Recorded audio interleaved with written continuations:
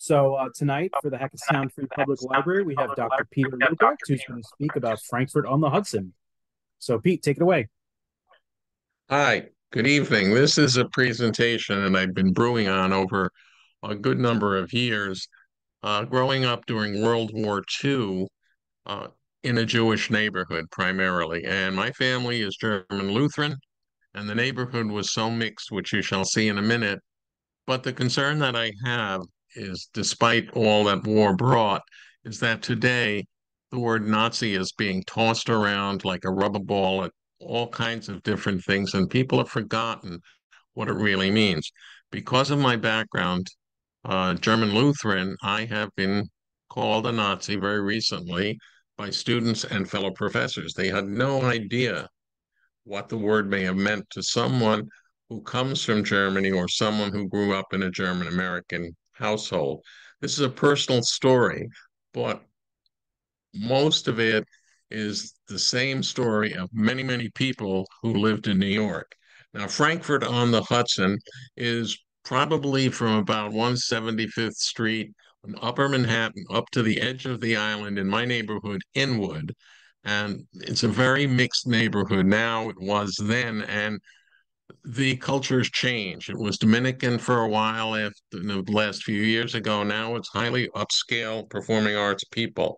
But Frankfurt on the Hudson was named by my brother's classmate who wrote this book called Frankfurt on the Hudson, which is a chronicle of the German Jewish population from when they came in the 1930s until I would guess 1983 when they left. Neighborhood, this is what you're looking at. Up here in the right-hand corner is the Cloisters, which overlooks the neighborhood. And that was brought by John D. Rockefeller, stone by stone. It's a Spanish conglomerate of cloisters. And if you go to there and you look across the river, there's a beautiful view of the Palisades, which Rockefeller also bought, so the scenery would never be spoiled. If you go to 204th Street, you see the Dyckman House, which was there before George Washington. And that part in the neighborhood was primarily Hessian at the beginning of the Revolutionary War. Now, let's take a look here at the what I call the other N word. We all know one N word has been made banned, illegal, and a lot of controversy. But Nazi is thrown around. He's the elevator Nazi or the this Nazi, and we don't really understand that it's an acronym for National National Sozialistische Deutsche Arbeiterpartei, which means the National Social Workers Party. Now, before Hitler, the word Nazi meant a backwood farmer or a dummy peasant, which is kind of, I think, ironic. Now, this is what this neighborhood looks like today. You can see that it hasn't changed much. And who are the neighbors that we had? Dr. Ruth Westheimer lives on 183rd Street. Because of her diminutive size, she was an Israeli sniper who still keeps 3 bullets on her shelf. She lives in a 3-room apartment. Henry Kissinger, who just passed away, was a German Jewish refugee who entered the army, and that's as almost my father did almost the same thing because he was German speaking and English speaking. They sent them back to their native country as spies, but he was awarded the Bronze Star at the Battle of the Bulge. However, right now he's being blamed for sending men to Vietnam, and it was not him. All right, take another look at the neighborhood. If you went out on Sunday, you'd see people sitting on the bench talking German. This is even when I was growing up. The Cushman's Bakery, and there were 3 of them, wonderful Jewish bakeries um, in the neighborhood. And on Sunday afternoon after the park, you got some cake. And the other young man who was in it, if you recognize him when he was in high school, is Kareem Abdul-Jabbar. So you can see it was quite a mixed neighborhood. He was Lou Alcindor then. It was primarily German Jewish. You can see the sign up there, the Zion Kosher Meats, and you see Rupert Beer, Bickford's Schulte Cigar Store. So you can see the mix there, mostly German ethnicity. Now, this is the crossroads today of Dyckman Street and Broadway, still looking very, very much the same. This was me. I'm born December 4th, 1941. And we all know most of us anyway, December 7th was Pearl Harbor. That kept my father out of the war. My dad was a German immigrant. He was 33 years old, and he went down to the draft board to report in. And Roosevelt passed a law that if you had a son or a child born before Pearl Harbor, you were exempt. So that, now this is my dad. Years ago, you can see him and me as growing up in this neighborhood. I just want to show you a bit of my path. This is the house we lived in Inwood. What's interesting about this, and this is what it looks like today, was sitting in front was a Russian Jewish American war veteran who had been severely wounded, but he would come down every morning, put his wheelchair there with his radio, and he was the neighborhood post. In other words, you'd go home and Sam would turn to you and say, your mother said, get a pound of chopped meat, the dollar's on the table. He was the neighborhood messenger. And immigrant from Russia. This neighborhood was mostly Irish and Jewish, and a couple of us Germans there too. Now, this was my playground. This is Dongan Place. We later on had moved up to here. I think here it is, right there. That doesn't show on the screen. Upper right-hand corner. If you look at the upper right-hand corner, go up two windows. That's my room. And then we moved up the street to a giant four-room apartment from three rooms. This is the junior high school I attended during the 50s youth gangs, which was pretty messy. And you look at the red building in the back, it is the oldest school building in New York to this day. And this is what it looks like today. Junior high school, 52. And I got to tell you, you didn't go to the bathroom, you didn't carry money. This is where I went to high school, which is no longer this building, Bronx High School of Science, which I'm very proud. We're coming up on the 85th anniversary. The last mayor of New York tried to close it because there were not enough, I don't know what you want to call students there. But I'm very proud of it. I'm still in touch with my classmates, and this school has produced eight Nobel Prize winners as of this year. And it was a tough school. And again, 750 of us in my class, 75 of us were not Jewish. There was 14 African Americans known as the Fabulous 14. That's what they called themselves. And my locker mates were Morales and Martinez and so on. Now, this was the Daily Worker, the communist newspaper.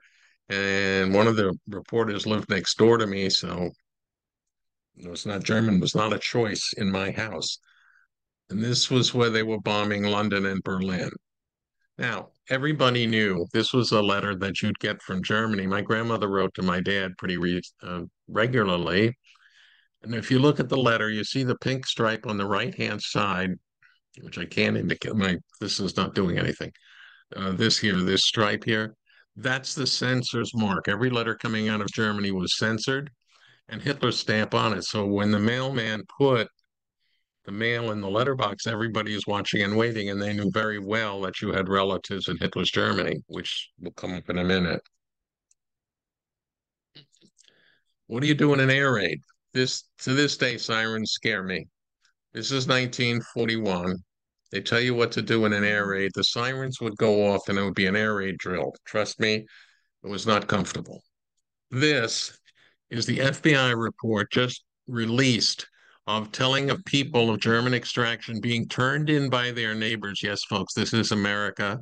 If you look up there, you'll see Frederick William Vandenberg, leader, South Brooklyn, New York, grew up. The Luders were the political leader of his group, and it was his duty to advise us to the patriotic duties as members of the Bund, to the United. So you felt it was your patriotic duty to turn your neighbor in if you overheard him speaking German. And I found one from my neighborhood. Family overheard speaking German, could be Nazi spies. Well, what happened to them? And again, this is not terribly common knowledge. As you were going through the rations of World War II, 1 gallon of gas a week, 1 pound of meat per family per week, and those are the ration tickets. And you can see the card. Now, the other thing is you went to the butcher, and we went to a German Jewish non-kosher butcher, Walter and Joe, as they call them. And most of the people in there spoke German to these guys. And if you brought them a pound of lard, like bacon drippings. They would give you meat for the cat, liver and kidneys. And I was the cat. I had liver and kidneys twice a week. Never again. The women could not get silk stockings or nylon stockings had been invented, so they drew a line up the back of their leg with that device to look like they were wearing stockings. Toys could not be made of metal because of the war effort, and when plastic came, there's what we played with. Now, these posters were all over. They had monitors on the block, view the hazard in this block. Sirens would go off. You had to turn out all your lights or hang curtains over the windows, blackouts, so you couldn't be bombed by the Germans. Now, and by the way, they claimed there were no Germans anywhere near here, but they found submarines off South Jersey. Now, this is my family, and this is the thing that we struggled with. If you look in the upper left-hand corner, that's my grandfather, who I never knew. He died in 1938. That's a building he designed. He was an architect, and that is online now as one of the first Art Deco buildings. The next two is my mother's Uncle Willie and my mother's father, both who were killed in World War One.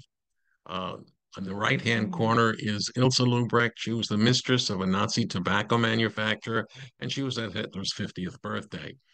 Aunt Ruth, she's an interesting person. I met both of them, but Aunt Ruth had cancer when she was 16. They took out her knee brace, her knee joint, so she wore a brace, which she hid through the whole war. She sang on Nazi radio, but if they caught the fact that she was crippled, she was done.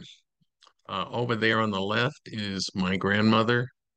1946, she got pneumonia, but they were in the French zone and they refused Nazis medical attention and she died.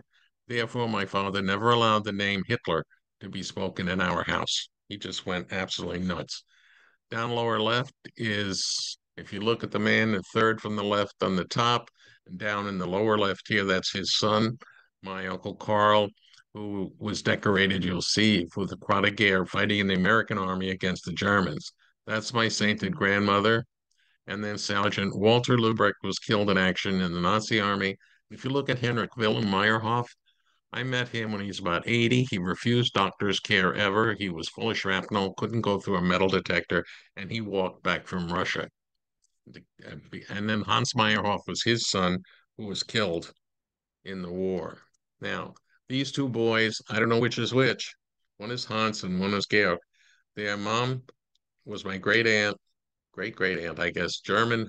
Their father was Jewish, Yuri Beck. And the funny part is, they left the family alone because she was German. And one of them ran to Israel, became a puppeteer, changed his name to a Jewish name, and had absolutely nothing to do with the family. So I don't know whatever happened to them. This is cousins. We married outside. All of Germany was marrying outside the faith, and 25% of the Jewish population was intermarrying. This was in Poland. Our family was in Prussia, which became Poland. And these three Lubrechts were shot in the back of the head on the way to Auschwitz. So we cover all the bases. This is Hans. I met him. He was shot in the stomach.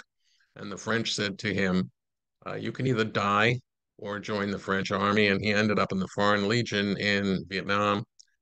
Parents never knew he was alive till he showed up. He died of stomach cancer from that.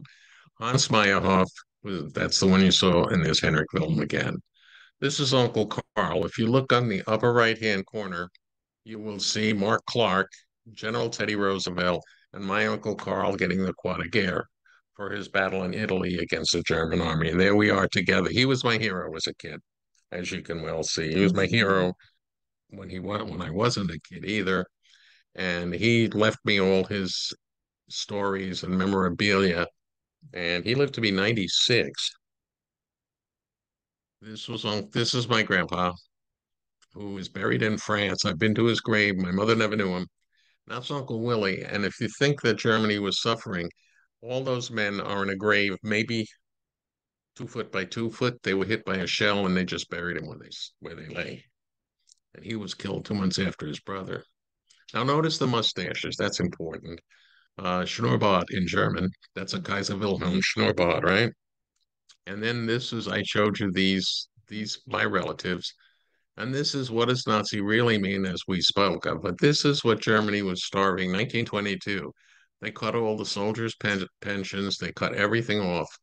Uh, there was no food. My grandma's pension was cut in half, so she came through Ellis Island, came over here. But the food was being laced with sawdust. You couldn't go to the farm. You were penalized for buying food there. This story is my Uncle High, my grandmother's brother. You can see he won the Iron Cross. He was in Belgium. We think he was gassed. The Germans let the gas go at the Belgians and the wind blew it back. We think, we're not sure. He committed suicide in 1930, but he was put in a mental institution during the war. Now, there he is, and you'll notice he's hard to find, but he's way up in the back in the middle. I wish this doesn't work either. So anyway, he's way up there. You see the little black circle around him, no bandages. Now, this is a hospital in Berlin, which after the war, post-trauma stress was studied here by Sigmund Freud. And these men had come back from the front with something wrong. But there is an interesting story here, too. This is Adolf Hitler. You notice the mustache, which he later on trimmed so he could protest the loss of World War One. You see the little white dog there? One day his little dog disappeared. He thinks somebody ate it or whatever, and he absolutely went off the hook. He was running through bullets, and later on he changed the story up. But take a good look at him, because if you look at Tegel, that's the man on the left, his next Uncle High, and I think that was Adolf Hitler, because they knew he was here, and this is still standing, but his doctors were found with a bullet in their head, and all his papers had disappeared. But I think that was him. He was, so therefore, the judgment that you make on Hitler, I don't think he was all there, as we go now. Now, post-World War One, the anti-German feeling was brutal. These posters come from a window in Dover, New Jersey. They call him the Hun. And with that anti-German feeling carried over into past the war, we changed all the names of everything. Frankfurters became hot dogs, hamburgers became meat patties. We all know that story, but look at this. So right away, we have a prejudice building. Now, there's the ballot. When Hitler ran for president, Paul von Hindenburg was old. Notice the choice you have. You could vote for Hindenburg as the Reich's president. You could vote for Hitler.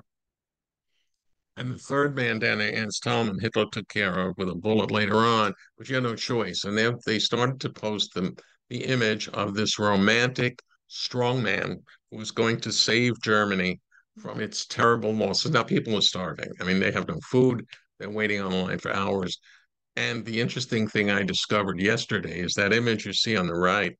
He had a photographer photograph him and change his image. He practiced his gestures. He put them in the paper. He had a PR quest so he wouldn't look like the skinny, strange man he really was. The other problem with Hitler was he didn't believe in bathing, and he also had a special diet that passed gas regularly. You really didn't want to sit next to him. This all Germans had to carry. This is a four-generation genealogy to prove that you're not Jewish. My families are in a Holocaust museum at my old high school. These were the labels that they put on people, concentration camp and not. We believe that the Jews wore the gold star.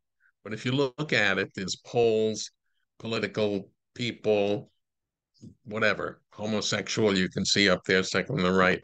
16, what was it? 14 million people perished during the Holocaust, 6 million Jews and 8 million others. So this was, and notice the categories of Jews or others could be a political Jew or, whatever, or even a gay Jew. So that they really were and really took it there. Now, this guy, Philip Buhler, head of the T4 program, 10,500 children were executed. Their parents were told they died of smallpox. Dr. Karl Brandt was Hitler's personal physician. What a piece of work this guy was. Hitler was on God knows what. This is the clinic.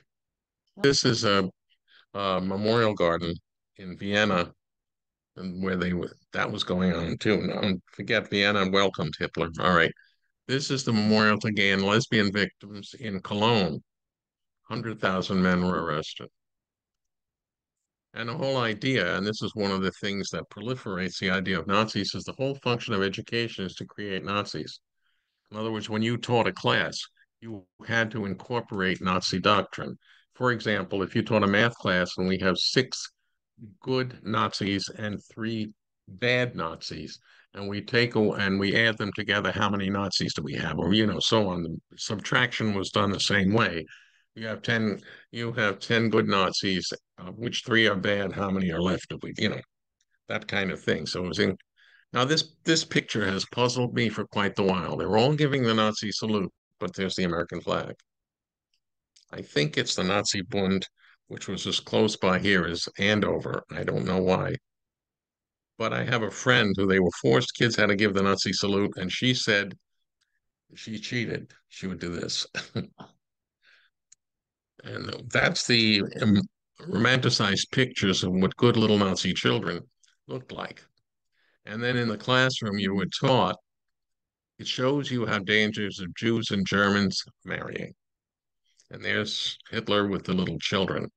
And you can see the classroom from the illustrated school book demonstrating the top how the genetics works out.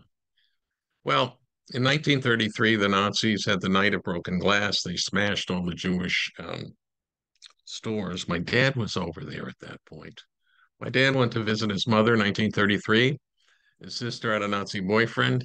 He went to Switzerland to visit his roommate's mother and he called his mom and she said, "Don't come back. They're waiting for you." And they literally chased him up the gangplank with the whole nine.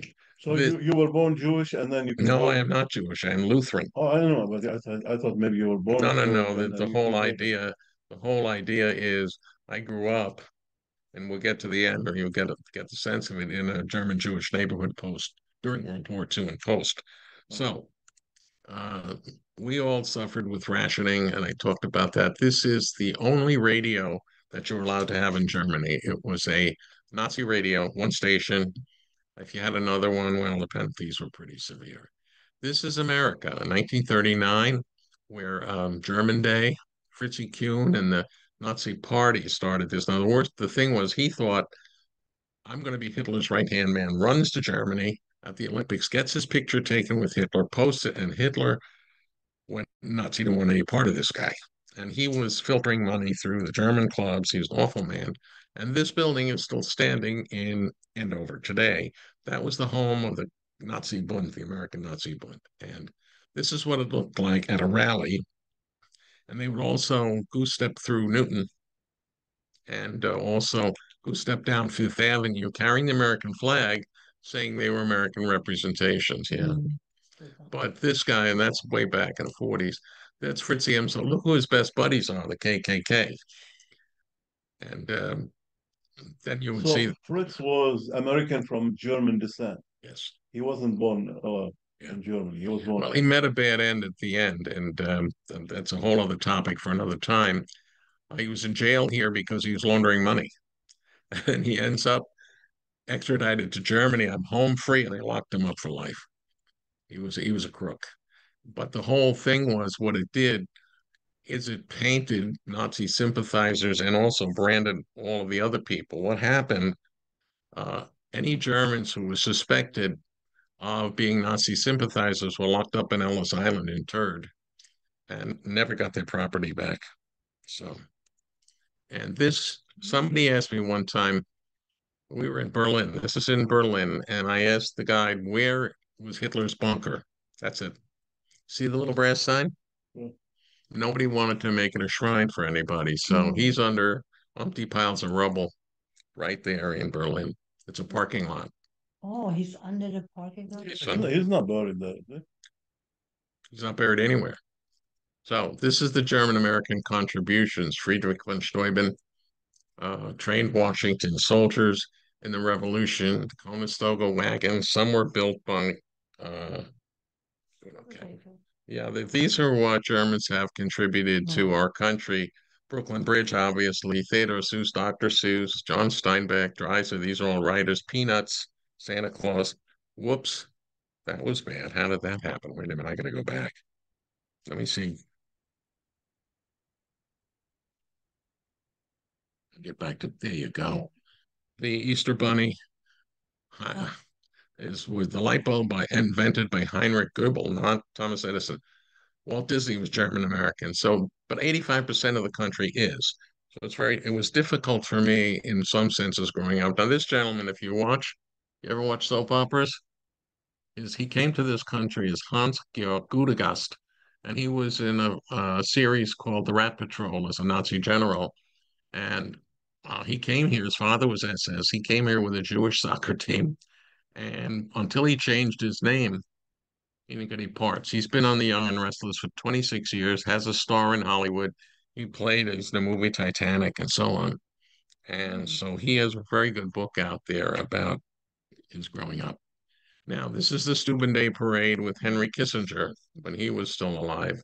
And now we've been told he did all bad things. Now, this is my question. I grew up in this neighborhood with all my friends who are primarily Jewish. And if you look in the upper left-hand corner, Erwin is a lawyer, David is a doctor, and went grades 1 through 12 together. And this is our high school reunion, 50th reunion.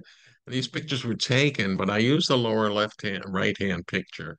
I used it in class when I was still teaching. I say, which of these folks are gay?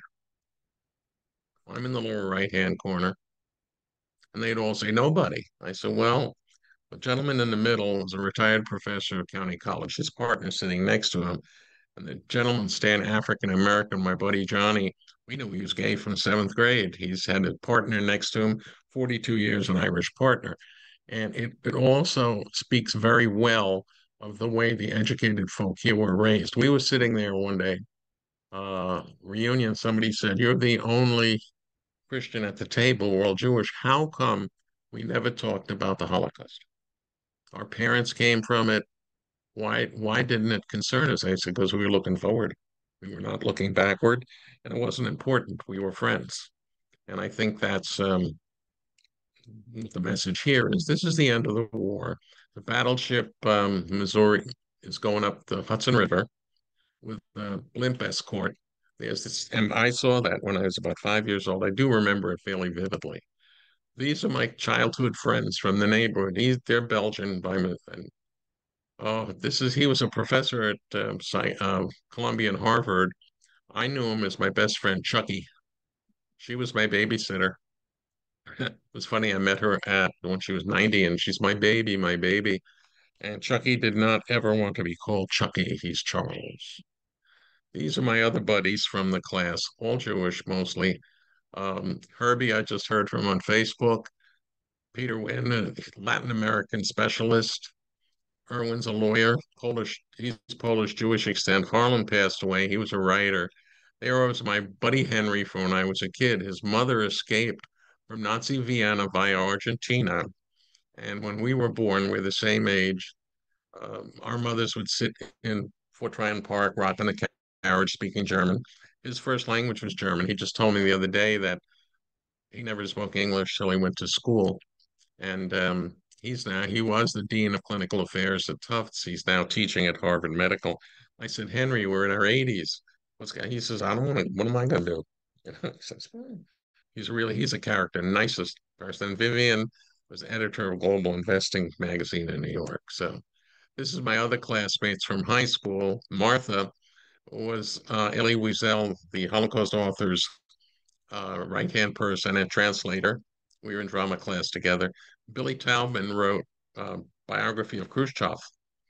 His dad he won the Pulitzer Prize. He used to sit behind me. And he wrote this, and I saw him, and I said, Billy, I want to write a biography. So we sat there scoffing down chocolate cake and talking about how you write a biology. He just wrote a biography of Gorbachev, who he met and interviewed, and he met Khrushchev's son, and he went to Harvard. His dad was the drama critic of the New York Times, and he decided that Russian studies was his thing, and he met Khrushchev's son and so forth. But we had a great time together. We did shows and so forth. Martha and Elie Wiesel, that was her life. She just, and that's what the neighborhood looks like today. Not changed much. The movie theaters are kind of gone. And if you walk down the street, you hear a lot of Spanish music. But basically the message here is growing up in that neighborhood, I never felt any kind of animosity to who I was or what I was. Um, we were very international, very multicultural. We visited back and forth to each other's house. The only thing we could not do is respect our German heritage or to speak German at home. Well, when I got into college, I wanted to go to Germany to visit my two aunts. Neither one spoke English. A very good German teacher, and then to get my middle degree, we had to prove proficiency in German. So it's been getting better and better. And I know last summer I met a cousin. What a story he is, who didn't speak a lot of English, also a professor. So we spoke the universal language beer and spent 6 hours catching up. And he's a Fritz. So that's the message here. People toss the word Nazi around like it's nothing, never realizing the connotations that it has to many people and how many people, even here in this neighborhood, have suffered when they got here and they put it behind them. So that should do it.